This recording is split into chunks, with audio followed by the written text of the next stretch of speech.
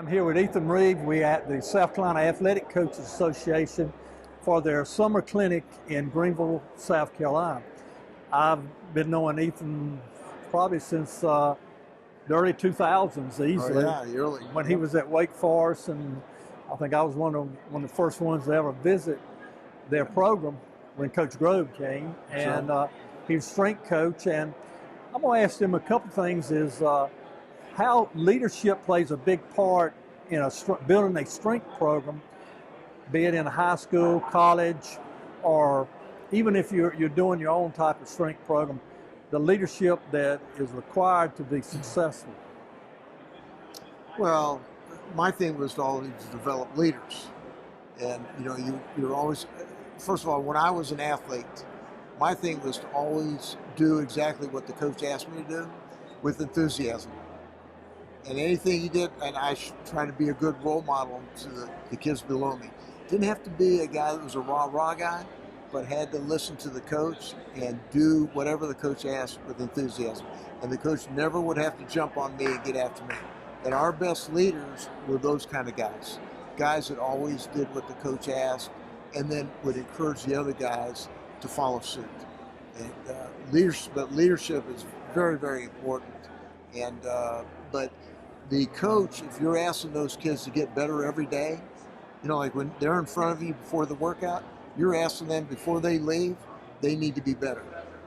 Well, when you finish that workout, you need to be objective and say, what did you do right or wrong, and how can you get better? Because that's how you're a good role model to those athletes as well. I consider you, since I had visited several times, as being on the cutting edge of techniques or technology, and I've always told you the first kettlebell person that I'd ever seen, and you made me immediately start doing that and doing the different aspects of each individual sports where things can help you. Could you go in a little detail on what things you look to make yourself as cutting edge? Well, I think what you do is you have to be objective, you have to be open-minded. So I still believe there are certain basic things, basic tackling, running, throwing the ball, catching the ball, wrestling. There's certain things that are basic to every sport, and that's the same in the weight room. What happens is, my philosophy, it's called the 80-20 principle. I'm probably more of a 90-10 guy. It's finding those top 10% things that are the most basics that give you the most bang for your buck. Then what you do is you take that top 10%, and when you write your workouts, you do it 90% of the time. But you have to leave that other 10% of the time to evolve and try to get better and constantly try to learn and get better. And that's what I've always done. So I still do those basics, but I have to leave my mind open to keep growing and getting better, evolving.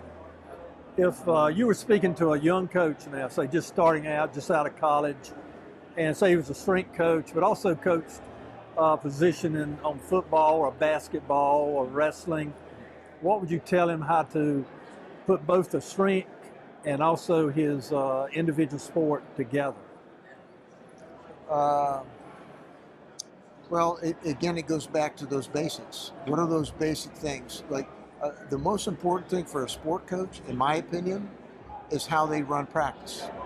If they're not organized with that practice, if they don't have a philosophy, don't have principles that they're going to live by, it's going to be hard for them to win. So my thing is, what is your philosophy? What are your principles? And then how do you sell that to your athletes? Get them to do it. And the same goes for that weight room. If that weight room doesn't work into what that philosophy and those principles are, it's going to be hard to win. So again, there are basics in the weight room and there are basics in the practice, and they have to coincide and work together. Now, of the times I saw you at Wake, what was your philosophy for the Wake program? And I saw you with the players. I saw you, you made them work. I mean, they were really working hard. Yeah. So what was your philosophy made them really concentrate on that? Well, number one thing is I was trying to make them a better athlete. If they were a better athlete, then they'd be a better football player or a better basketball player. Part of that is toughness. They have to be mentally and physically tough. So, but it has to be in manageable portions. You saw where we do maybe 20 sets of 3 or whatever. They've got to step up there for those 3 reps, be in good posture, good position, and they have to attack the weight. But it's manageable. They can handle that, those amount of reps in a set. If you give them too large of portions, then it starts to, the technique will, deter. You got to make it so they can handle that technique and handle that attacking. It's always attacking. It's always pressure. It's like the first time I stepped on the mat, I realized right away, I'm out there wrestling. I shake hands and I realize in the match, there's only one way for me to walk off this mat and have my hand raised. I've got to beat this guy up. I've got to be a fighter. And you have to get kids to be fighters. I don't care if it's volleyball, track, wrestling, football, whatever. They have to be tough and they have to be competitors. So, and I guess summarizing that, the individual, what you're doing, and you're challenging that young coach as much as anything. They got to be tough. They got to show the example. Absolutely. Well, when I would go, when I worked with the tennis team at Wake Forest and the soccer team, we'd sit down. What are your goals? What do you want to do? You want to win the ACC championships? You want to win a national? One of them laughed at me and said, "What are you talking about?" But 2 years later, we win the ACC. 3 years later, we win the NCAAs in tennis. It's a matter of, you got to have goals, then you have to use those basic things that you're working on, and you have to live by it. And I would tell coaches, live by those principles and those goals and those basic techniques and master them. And you've got to get the athletes to master it. But a big part of it too is this. If let's say I've got 48 wrestlers on a team, and they come into the room and they're hitting a knee and they're all beside me, I'm asking them to be better every time. Before they leave, they're going to be better. But what happens is, the term is champions come in pairs. No wrestler is good by himself. Wrestling is not an individual sport, it's a team sport. I could never be good without a good teammate. We push each other, we talk to each other, we coach each other. I take that philosophy from wrestling, I bring it to the weight room.